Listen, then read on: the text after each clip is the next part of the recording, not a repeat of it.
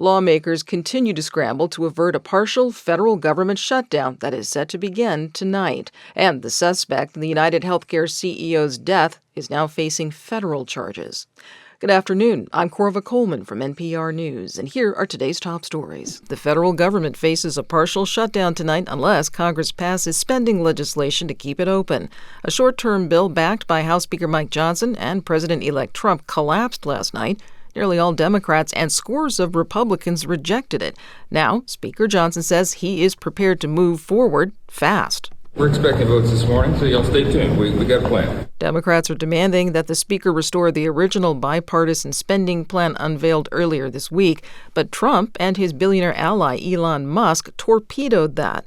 Some Republicans are furious over Trump's views on how much money the federal government can borrow to pay its bills. Trump wants to get rid of the debt ceiling or extend the time frame for it. Some Republicans say that is not fiscally responsible. The man charged with killing United Healthcare CEO Brian Thompson is now in New York facing federal charges. From member station WNYC, Samantha Max reports. Federal prosecutors charged Luigi Mangione with murder, firearm, and stalking charges. They say he took a bus to New York City and waited outside a hotel where CEO Brian Thompson was staying for an investor conference. Then, prosecutors say Mangione shot the CEO with an untraceable ghost gun and fled to Pennsylvania. A new criminal complaint cites a letter addressed, quote, to the feds that police found after Mangione's arrest. It also quotes from a notebook where officials say he wrote about his plans to target the insurance industry. Mangione was already facing state charges in New York and Pennsylvania, including for murder as an act of terrorism. For NPR News, I'm Samantha Max in New York. A new study finds the number of executions in the U.S. remains about the same this year as it has been recently. 25 people have been put to death in 2024. NPR's Martin Costi reports. Robin Marr is the executive director of the Death Penalty Information Center, which just published its annual report. She says the death penalty was not a major political issue this year, and not much has changed. Public support for the death penalty remains at a bare majority, which is 53%. That's a 5-decade low. But active use of the death penalty remains limited to just a minority of states. Just 4 states accounted for 3/4 of all executions this year, and Marr says that has contributed to making the death penalty a, quote, local issue, which escapes the notice of most Americans.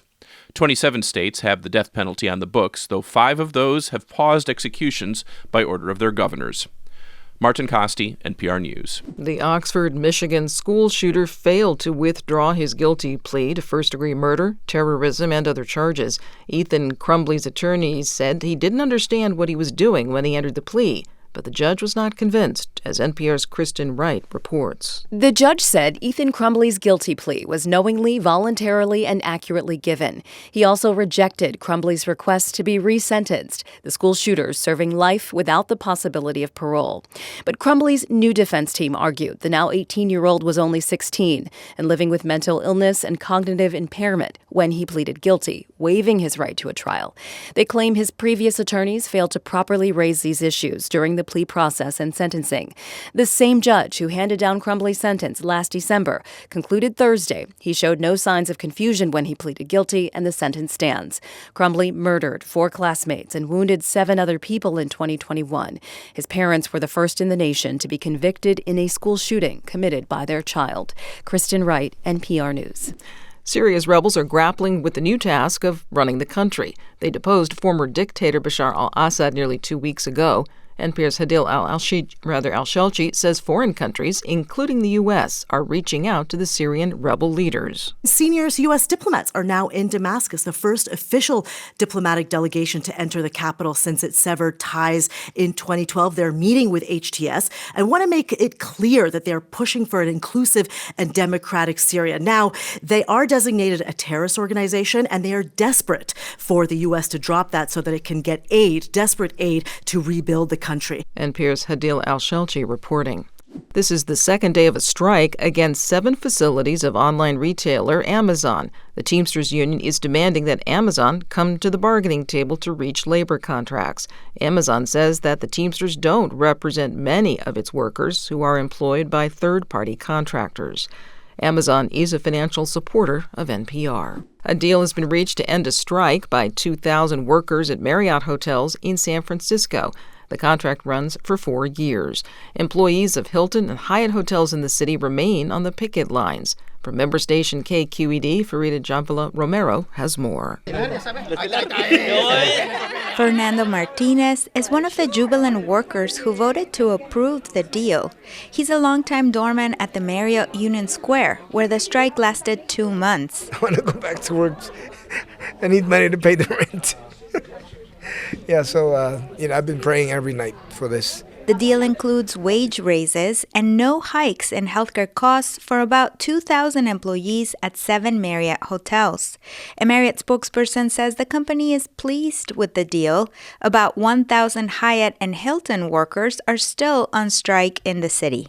For NPR News, I'm Farida Javila Romero in San Francisco. Season's Greetings takes on a new meaning tomorrow as the winter solstice ushers in a new season. NPR's Amy Held reports the shortest day of the year brings some long-held traditions. The winter solstice occurs at 4:20 a.m. Eastern Saturday, the moment when Earth tilts as far as possible from the sun, heralding the start of winter in the northern hemisphere.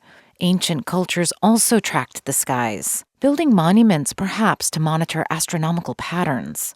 People still gather at Stonehenge in England like they did in prehistoric times, sort of. The solstice sunrise there is live-streamed so people worldwide can see it too. Rituals may have changed, but this time of year is still seen as a time of renewal.